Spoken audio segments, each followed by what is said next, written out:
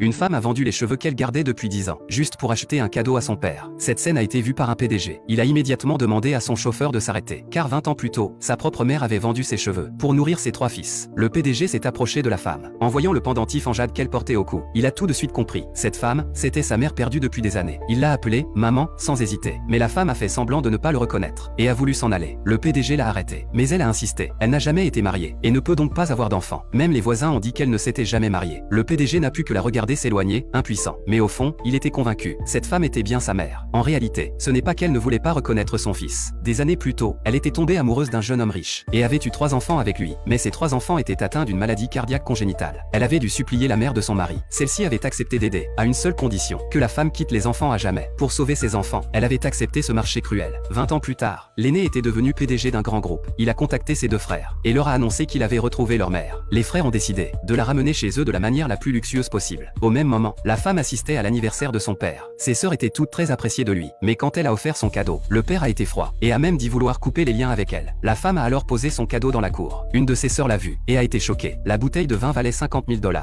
C'était le fruit de nombreuses années d'économie. Pendant la fête, tout le monde a loué le goût du vin, mais le père croyait que c'était la 3e fille qui l'avait offert. La femme a vite expliqué que c'était son cadeau, mais le père ne l'a pas cru, et l'a giflé. Même la sœur a affirmé que c'était elle qui avait offert le vin, car tout le monde savait que la 3e fille était très riche. Les voisins ont alors accusé la femme d'être matérialiste, et ont voulu la chasser. C'est à ce moment-là que ses 3 fils, puissants et influents, sont apparus, et ils allaient faire payer tous ceux qui avaient humilié leur mère.